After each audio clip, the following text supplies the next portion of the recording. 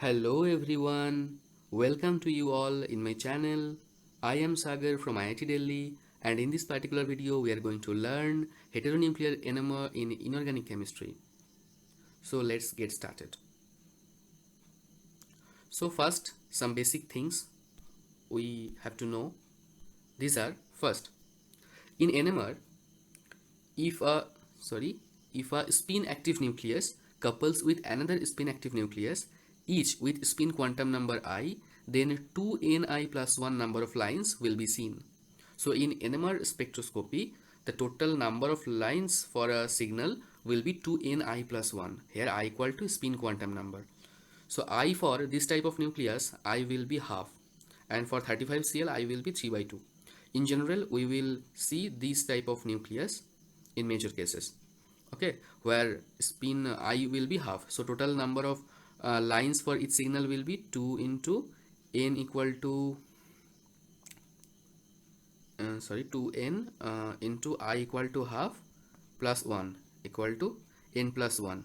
So total, if one nucleus couples, okay, so total two signals doublet will be there. Next, the region where phosphorus, fluorine, hydrogen, carbon gives peak. In general, chlorine doesn't couple on that range, so we don't have to bother about chlorine and their peaks. So another thing we have to take care of, that is the Barry pseudorotation. We know in trigonal bipyramidal geometry there are two types of bonds. Three are axial and three are equatorial, two are axial. Here it is represented as E1, E2, E3 for equatorial, and A1 and A2 are axial. And Barry pseudorotation is the exchange of axial and equatorial bond. It is the rapid exchange of axial equatorial bond. By this type of structure or geometry, it is converted to this type of shape where axial and equatorial bond gets exchanged. So their rapid exchange of axial equatorial bond occurs, and it is called Barry pseudorotation. But while temperature is very low at a time that the interconversion is getting stopped, then axial becomes only axial, equatorial become only equatorial. There no such exchange occurs, and axial and equatorial position both are different. So both different types of systems are there, both different types of environments are there. Okay, so we can distinguish axial and equatorial position when it is below that particular temperature. Okay, so let's go to signal and NMR data. NMR for ClF3 below minus 60 degrees Celsius. So consider below minus 60 degrees Celsius, the axial equatorial flaxional behavior or Barry pseudorotation stops. So how many peaks will be obtained? Okay, for fluorine spectra. First, draw the geometry of ClF3. It will be TBP, ClF, lone pair, here fluorine, here fluorine. So green fluorines are axial and red fluorine is equatorial. Okay, so I am taking spectra of this compound minus 60 degrees Celsius. So here axial and equatorial exchange will be stopped. But if we take the spectrum above minus 60 degrees Celsius, that is here it is written 60 degrees Celsius. So here axial equatorial will be interchanged.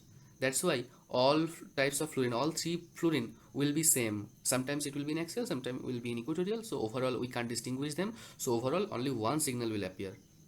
But below minus 60 degrees Celsius, axial bonds are not equal to equatorial bonds. So both are in different environment. Okay. So what happens? This equatorial bond will couple with axial. So for let's write a line diagram. It is called line diagram. So here are two types of fluorine. So I am writing this like a fluorine, and this is like another fluorine. First one is fluorine say axial, this fluorine say equatorial. Okay, fluorine axial is the number of axial fluorine is 2, that's why it should be little longer. Okay, so axial fluorine, each axial fluorine couples with equatorial fluorine. So for this coupling, it is coupling with one nucleus, so that means n plus 1 rule. That means it will be break like a doublet. So make it doublet. Axial fluorine signal is getting converted to a doublet. Similarly, Equatorial fluorine. Now look at the equatorial fluorine. This equatorial fluorine will couple with this fluorine and this fluorine. So it is coupling with two nucleus. So here it will be 2 plus 1 equal to 3. So that will be a triplet. It is 1 is to 2 is to 1. So total we will get a doublet and a triplet. So you can see this is doublet for axial fluorine and this is triplet coming from equatorial fluorine minus 60 degrees Celsius. Okay, so for axial fluorine this and for equatorial fluorine this. So hope it's clear to you. So we will practice some more examples. Okay, then it will be more clear to you. Okay, now let's analyze the spectrum of SF4 below minus 100 degrees Celsius. The structure of SF4, let us draw. Lone pair, fluorine, fluorine, and axial fluorine, axial fluorine, axial fluorine. So here also 19F NMR spectra we will draw, we will observe. So for fluorine below minus 100 degrees Celsius, that means the rotation, Barry pseudo rotation has stopped. So here two types of signal, for one for axial fluorine, another one for equatorial fluorine. So it is the, let's draw the line diagram. It is for axial fluorine, it is for equatorial fluorine. So each axial fluorine is coupling with two equatorial fluorine. So that's why total number of signal will be 2 plus 1, that means 3 signal. That means this is F axial, this is F equatorial. So here triplet. Now look at this, each equatorial fluorine is coupling with two axial fluorine. Okay, so that's why here also 3 signals will be there. So we will finally get 2 triplet. Now look at this carefully. Here it is 1 triplet, it is 1 triplet. Okay, but if it's above minus 100 degrees Celsius, that means Barry pseudo rotation occurs. If Barry pseudo rotation occurs, then axial, equatorial, all fluorine will be mixed up together, and we can't, our NMR machine cannot detect them individually. So we will overall get one signal for all type of fluorine. Okay, hope it's clear to you. Let's go to another example. Okay, 19F NMR of PCl2F3. Okay, let's draw the structure. Here the structure is drawn already. So this is the structure PCl2F3, and here two chlorines are in equatorial. It came from Bend's rule. Bend's rule says the more electronegative atom is suitable in axial position. That's why two fluorines are kept in axial position, not two chlorine. So chlorine are less electronegative. That's why it prefers equatorial position. It is actually Bend's rule. Okay, so for after drawing the actual shape of that molecule, we are taking NMR data, 19F NMR data at minus 143 degrees Celsius. So assume beyond that temperature, the Barry pseudo rotation stops. So here one equatorial fluorine and two axial fluorine. I am drawing line diagram. Okay, so this is my axial fluorine, this is equatorial fluorine. Axial I am taking it longer as there are two axial fluorine. Okay, so intensity will be double than equatorial. So first one is F axial, second one is F equatorial. Now here the problem is phosphorus is also active nucleus. Okay, so it will also couple. So axial fluorine will first couple with phosphorus or equatorial fluorine. It's the problem. That means this fluorine can couple with this fluorine, equatorial fluorine, and also this phosphorus, which will be considered earlier. Okay, first with which nuclei fluorine will couple. We can see fluorine and axial fluorine and this phosphorus is one bond apart. That means it is 1J coupling. And for fluorine to axial to equatorial fluorine, it is 2 bond distance gap. So it is 2J coupling. So 1J coupling is more stronger. That's why the axial fluorine will first couple with phosphorus. Okay, so after coupling with phosphorus, how many signals will be generated? N plus 1 phosphorus. That means there is one phosphorus, so one center, so 1 plus 1, 2 signal will be generated. So 2 signal, that means doublet. Okay, for equatorial fluorine the same case, again it will be doublet, so doublet. Now Now the axial phosphorus will couple with equatorial now the axial fluorine will couple with equatorial fluorine. So number of equatorial fluorine there is 2, number of equatorial fluorine there is 1, so it will get doublet. Each one will be getting doublet. So this fluorine will be doublet for equatorial fluorine, and this fluorine will also sorry, don't consider that. Okay, so this from this line diagram, as fluorine now couples with that equatorial fluorine, then it will be get doublet. What will happen for equatorial fluorine? We can say in equatorial fluorine, first after coupling with phosphorus, it will couple with axial fluorine. So there are 2 axial fluorine. So total number of signal will be 2 plus 1 equal to 3. So it will be splitted again in 3 signals. Okay. So here we will get doublet, that means double doublet, that means doublet triplet or triplet doublet. So here you can see the signal doublet doublet, doublet doublet, and here triplet triplet. Okay, so it's matching with our prediction. Okay, so next, coupling strength. We already mentioned these. Make a 1J coupling interactions fast. So first we have to consider interaction of 1J coupling over 2J or 3J coupling. F couples more strong than H. If there are comparison that here we saw that fluorine and 2J fluorine and 1J phosphorus. 1J phosphorus was getting coupled fast. So if there is in same distance apart fluorine and same distance apart hydrogen, then fluorine will couple stronger. Next, line diagram is very useful. Yes, we are using line diagram for getting total number of peaks. Okay. Next, restricted fluxionality can only differentiate axial equatorial peaks. So if axial equatorial bonds are interchanging with each other, then our NMR machine can't detect them individually. So it's a very basic thing. Let's go to last important example.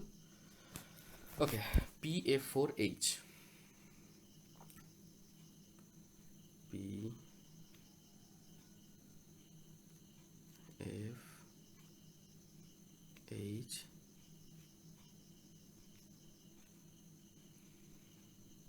F F.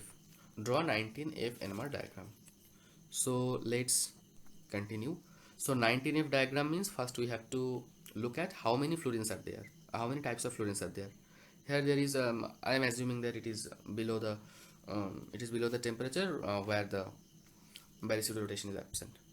So here in 19F NMR spectrum we are getting 2 types of fluorine. One is axial, say F axial, another one is F equatorial. Both are of same intensity as there are 2 axial, 2 equatorial. Okay, so axial, say one axial, let's take one axial fluorine, it is connected with phosphorus. So for connecting with phosphorus it will be split into doublet. For equatorial fluorine it is also connected to phosphorus, so 2 signal. Next, with phosphorus coupling we considered it. Next, a axial fluorine can couple with this hydrogen, and also equatorial fluorine can couple with this hydrogen. Okay, so but also axial fluorine can couple with this equatorial fluorine, and equatorial fluorine can also couple with axial fluorine. So which will be considered first? We saw earlier that fluorine couples faster. Okay, so first we have to consider coupling of fluorine. So first taking axial fluorine. Axial fluorine will couple with equatorial fluorine. In how many extent? There are 2 equatorial fluorine. Okay, so when axial fluorine will couple with equatorial fluorine, there will be triplet. So split the line in triplet like that. And for equatorial fluorine, if it couples with axial, there are 2 axial fluorines. So here it will be also triplet. Now my axial fluorine will couple with hydrogen. That means 1 nucleus, so 2 signal. So it will again split into doublet. Everyone will be doublet. And for equatorial fluorine, it is also coupled with 1 hydrogen, then it will also get doublet.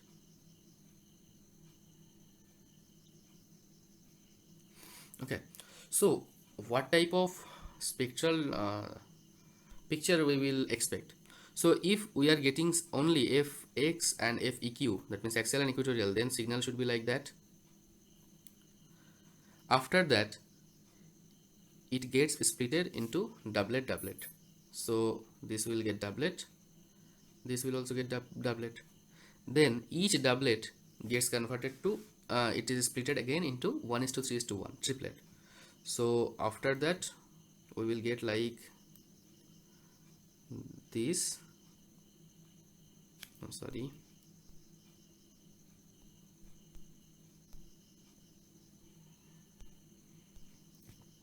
So each doublet peak will be splitted into three more, that means triplet. So the picture will be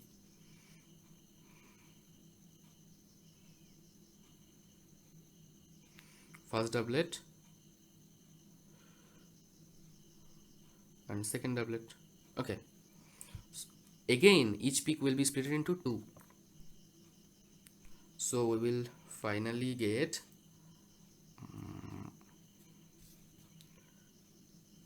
let's try